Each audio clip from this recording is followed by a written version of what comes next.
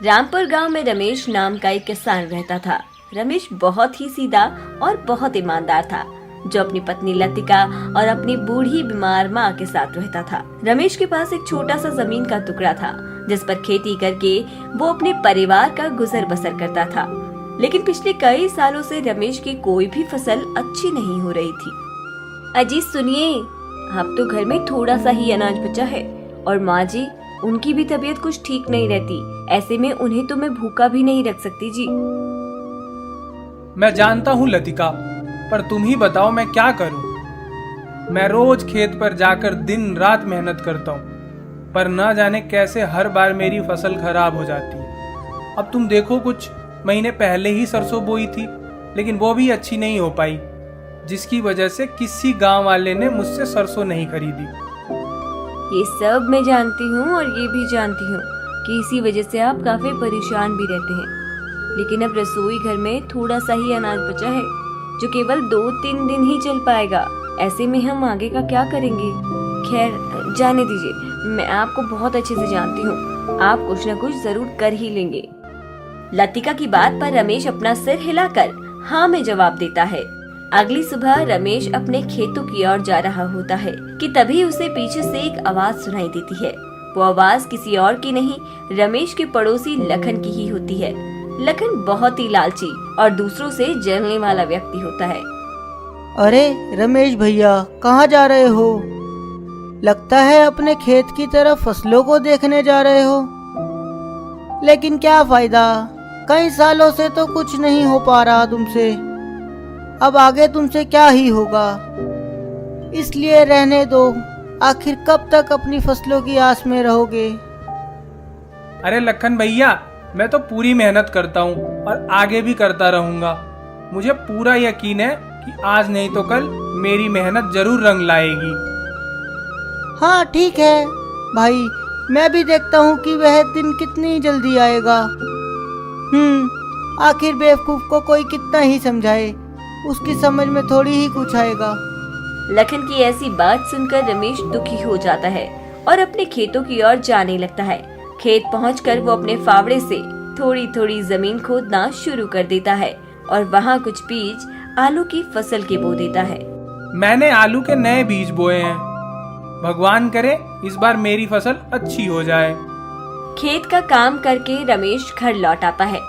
अरे रमेश बेटा, आ गया तू। काफी देर लगा दी बेटा तूने आने में। माँ, वो मैंने आज खेत में आलू की नई फसल बोई है, इसीलिए घर आने में देर हो गई। तुम बताओ, तुम्हारे शरीर का दर्द ठीक है अब? दर्द का क्या है, आज ठीक हो जाता है, कल फिर शुरू हो जाता है। वैसे कल मैं गांव के वैद्य जी के पास गई थी। उन्होंने कुछ दवा बताई थी, लेकिन वो दवा इतनी महंगी थी कि मेरी हिम्मत ही नहीं हुई उसे खरीदने की। अरे माँ, तुम चिंता मत करो, मैं कल वैद्य जी से तुम्हारे लिए कल ही वो दवा ले आऊंगा। इतना कहते ही रमेश निराश मन से अपने कमरे में चला जाता है। मेरे पास तो 1 रुपया भी नहीं है, फिर कैसे मैं माँ के लिए कल दवा लाऊंगा? माँ को कह तो दिया है, लेकिन अब मैं क्या करूं? परेशान रमेश इसी चिंता में पूरी रात नहीं सो पाता और अगली सुबह वो बिना पैसे वैद्य जी के पास चला जाता है। रमेश को देखते ही, रमेश बेटा, आज कैसे आना हुआ? सब ठीक तो है ना? क्या बताऊं बाबा, माँ की तबीयत ठीक नहीं रहती। काम भी कुछ खास नहीं चल रहा है, न घर में खाने को पैसा है, न माँ की दवा लेने को। ऐसे में माँ का दर्द भी नहीं देखा जाता। समझ ही नहीं आ रहा है कि बाबा मैं क्या करूं। अरे बेटा, तुम तो जानते ही हो, मैं बहुत बूढ़ा हो चुका हूँ। जंगलों के पेड़ से ही दवा बनाता हूँ और उसी से अपना गुजारा करता हूँ।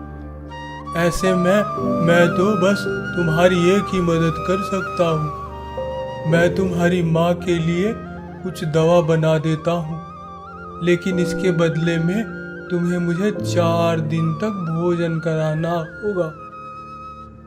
वैद्य जी की बात सुनकर रमेश सोच में पड़ जाता है। घर में खाना खाने तक के पैसे नहीं हैं और बाबा भी मेरा इम्तिहान ले रहे हैं, लेकिन फिर भी रमेश बाबा को 4 दिन तक भोजन कराने के लिए हाँ कर देता है। इसके बाद बाबा उसे एक कांच की शीशी देते हैं, जिसे लेकर रमेश अपने घर आ जाता है। माँ यह लो, मैं तुम्हारी दवाई ले आया हूँ।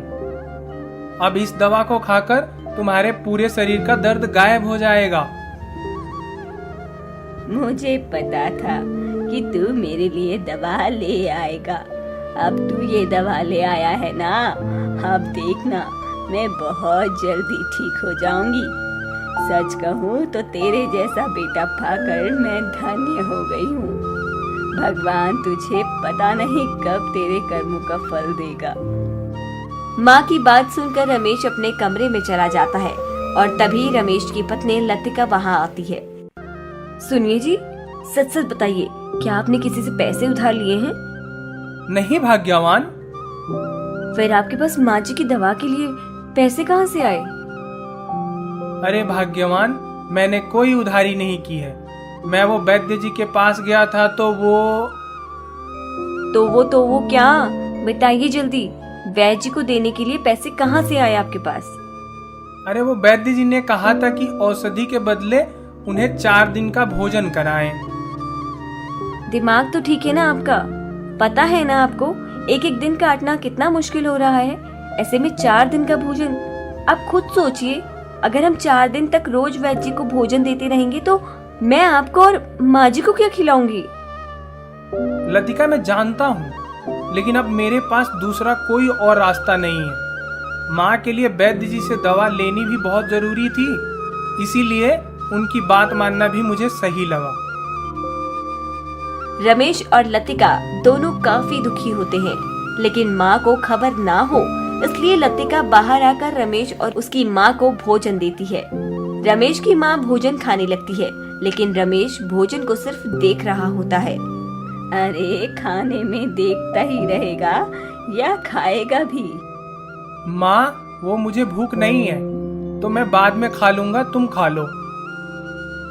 खाना खाने के बाद रमेश की माँ अपने कमरे में चली जाती और रमेश खाने की थाली लेकर बाबा के पास पहुँच जाता है। बाबा, ओ बाबा। अरे आ गया बेटा तू? हाँ बाबा, भोजन लेकर आया हूँ, आपके लिए खा लीजिए। मेरे घर में जो भी रूखा सूखा था मैं आपके लिए ले आया। हाँ, वैसे मैं तुम्हारा ही इंतजार कर रहा था। बहुत जोरों की भूख लगी है बेटा। बाबा उसका लाया भोजन खा लेते हैं। ऐसा करते करते 3 दिन बीत जाते हैं। रमेश रोज बाबा के लिए इसी तरह अपने हिस्से का खाना बाबा को खिला देता था, लेकिन चौथे दिन, सुनिए जी, आज रसोई घर में सारा अनाज खत्म हो गया है। मुझे तो बहुत चिंता हो रही है जी, आज खाने में मैं क्या बनाऊंगी? लतिका की बात सुनकर रमेश बहुत दुखी हो जाता है। अब मैं बाबा को कैसे भोजन दूंगा? इतना सोचते ही वो अपने खेतों की तरफ जाता है और देखता है कि उसकी बोई फसल में आलू आ चुके हैं। रमेश उस एक आलू को लेकर अपने घर आ जाता है। ये लो, इस आलू का कुछ बना दो। ये क्या है जी? एक आलू से क्या ही होगा भला? रमेश रसोई घर में जाता है और आटे के डब्बे को खोलता है, जिसमें बहुत कम आटा होता है। लतिका, तुम इस आटे को ले लो और आलू उबालकर इसका पराठा बना दो। ये क्या बोल रहे हैं जी? इस आटे का तो एक छोटा सा पराठा ही बन पाएगा, इसे खाकर क्या ही किसी का पेट भरेगा? तुम इस आटे को छोटा ही सही, लेकिन एक ही पराठा बना दो। इसके बाद लतिका थोड़े से आटे का एक छोटा सा पराठा बना देती है और रमेश उस पराठे को लेकर वैद्य जी के पास पहुंच जाता है। यह लो बाबा, मैं आपके लिए खाना ले आया हूँ, लेकिन आपसे माफी चाहता हूँ। आज मेरे घर पर आटा नहीं था, बस जो थोड़ा सा आटा बचा था उसी से मेरी पत्नी ने आपके लिए एक पराठा बनाया है। पर हाँ, मैं आज जिस दिन आलू का पराठा मैं लेकर आया हूँ, ये मेरी फसल का पहला आलू है। बाबा रमेश की ये बात सुनकर बहुत खुश हो जाते हैं। कोई बात नहीं बेटा, आज मैं यही खा लूंगा। वैद्य बाबा रमेश का लाया हुआ खाना खा लेते हैं और रमेश से कहते हैं, रमेश, तुम बहुत अच्छे इंसान हो। तुम्हारे इस पराठे को खाकर मुझे बहुत आनंद आया। तुम्हारी ईमानदारी और निष्ठा को देखते हुए मैं तुम्हें कुछ देना चाहता हूँ। तभी वैद बाबा अपने पिटारे में से एक पोटली निकालते हैं और उस पोटली को रमेश को दे देते हैं। यह लो बेटा, दवा बनाते बनाते मैंने एक बार एक ऐसा मसाला बनाया था जो खाने के स्वाद को 10 गुना बढ़ा देता है। यह चमत्कारी मसाला आज मैं तुम्हें देता हूँ। जैसे तुमने मुझे भोजन खिलाया है, वैसे ही तुम भूखे इंसानों को भोजन कराओ। और साथ ही साथ तुम एक ढाबा भी खोलो। जो भी खाने की चीज बनाओगे उसमें इस मसाले का इस्तेमाल करना। यह मसाला तुम्हारी कमाई का साधन बनेगा। जो भी तुम्हारा भोजन एक बार खा लेगा वह बार बार आएगा। बाबा की ये बात सुनकर रमेश बहुत खुश होता है और बाबा से पोटली लेकर वो अपने घर आ जाता है। घर आकर रमेश अपनी पत्नी को उस जादुई मसाले के बारे में बताता है। ये क्या कह रहे हैं आप? क्या सच में ये चमत्कारी मसाला है? पर हमारे पास तो अनाज लेने के भी पैसे नहीं हैं। हाँ भाग्यवान, यही तो अब मैं सोच रहा हूँ कि भोजन बनाने के लिए अनाज की तो आवश्यकता होगी ही। कुछ समझ में नहीं आ रहा है क्या करें। रमेश और लतिका बात कर ही रहे होते हैं कि तभी वहाँ उसकी पड़ोसन वसुंधरा आ जाती है। अरे लतिका दीदी, कहाँ हैं आप? अरे वसुंधरा दीदी, आप बताइए कैसे आना हुआ? अरे दीदी, मैं आपके लिए कच्चे चावल और दाल लेकर आई हूँ। इस बार हमारे खेतों में बहुत अच्छी फसल हुई है। अब रमेश भैया का तो पूरे गांव को पता है। इनकी फसल तो कहाँ ही अच्छी हुई होगी, इसीलिए सोचा थोड़ा बहुत अनाज आपके घर भी दे दूं। आपने हमारे बारे में इतना सोचा, इसके लिए बहुत बहुत धन्यवाद आपका दीदी। वसुंधरा लतिका को दाल चावल देकर अपने घर चली जाती है। तो वहीं दूसरी तरफ लतिका और रमेश इतने सारे दाल और चावल को देखकर बहुत खुश होते हैं और इसे ही बनाने का सोचते हैं। इसके बाद अगली सुबह रमेश और लतिका दोनों साथ मिलकर दाल चावल बनाते हैं। अब वक्त है इसमें उस चमत्कारी मसाले को मिलाने का। लतिका दाल चावल में उस चमत्कारी मसाले को डालती है और उसे दाल में अच्छे से मिला देती है। दाल चावल तैयार होने के बाद दोनों एक पटरी पर खड़े होकर जोर जोर से आवाज लगाने लगते हैं। दाल चावल ले लो, दाल चावल। अरे ओ रमेश भैया, ये खेती बाड़ी छोड़ के ये कौन सा नया धंधा खोलियो भाई? कहीं अपने खेतों की तरह ये दाल चावल का ढाबा भी ना खो जाए तुमसे। अरे भैया, वो सब छोड़ें, आप इन दाल चावल का स्वाद लो। हम दोनों मियाँ बीवी ने बहुत मेहनत से बनाए हैं। एक बार खा के तो देखिए, उसके बाद बताइएगा। अच्छा ठीक है, खा लेता हूँ तुम्हारी हाथ का बना हुआ दाल चावल। लेकिन पहले ये तो बताओ कैसे दिए हो ये? बस 10 रुपए की प्लेट है भाई। हाँ ठीक है भाई, लगा दो। लतिका जल्दी से उस युवक के लिए एक प्लेट दाल चावल लगा देती है और जैसे ही वो युवक दाल चावल खाता है, अरे भाई ये तो बहुत स्वाद है। ऐसा दाल चावल तो मैंने कभी नहीं खाया। जरा एक और प्लेट लगा दोगे? युवक की बात सुनकर रमेश और लतिका बहुत खुश हो जाते हैं और उस युवक को एक प्लेट और लगा कर देते हैं। अब धीरे धीरे रमेश के सारे दाल चावल बिक जाते हैं, जिससे उसकी काफी अच्छी आमदनी होती है। लेकिन जब लखन को इस बात की खबर होती है तो उसे ये बिल्कुल भी अच्छा नहीं लगता। अच्छा, तो रमेश ने नया रास्ता खोज निकाला है। अब पूरे गांव में इसकी वाह वाह होने लगेगी। नहीं नहीं, मैं ऐसा नहीं होने दूंगा। मुझे कुछ करना होगा। अरे रमेश भाई, कैसे हो? आज बड़े जोरों से भूख लगी है। जरा एक प्लेट दाल चावल हमारे लिए भी लगा दो। अरे भाई माफ करना, दाल चावल तो खत्म हो गए, कल आना। यह भी कोई बात हुई रमेश भाई? इतने मन से आया था तुम्हारे ढाबे पर। खैर अब जाने दो, अच्छा चलता हूँ। अच्छा रुको भाई, मैं अभी तुम्हारे लिए दाल चावल बना देता हूँ। रमेश लखन के लिए दाल चावल बनाने लगता है और उसमें वो बाबा का चमत्कारी मसाला भी डालता है, जिसे डालते हुए लखन उसे देख लेता है। अच्छा, तो ये राज है इसके इतने स्वादिष्ट दाल चावल का। रमेश लखन को अपने बनाए दाल चावल देता है। या लो भाई, खाओ मेरे दाल चावल। भाई मजा आ गया तुम्हारे दाल चावल खाकर, काफी स्वादिष्ट थे। ये लो रमेश भाई 10 रुपए, अब मैं चलता हूँ। लखन के जाने के बाद रमेश भी पोटली उठाता है और ढाबे को बंद करके घर चला जाता है। और जब सब सो जाते हैं तो रमेश के घर पर लखन उस मसाले की चोरी करने आता है और चुपके से रसोई में लटकी सफेद पोटली को उठा लेता है और अपने घर आ जाता है।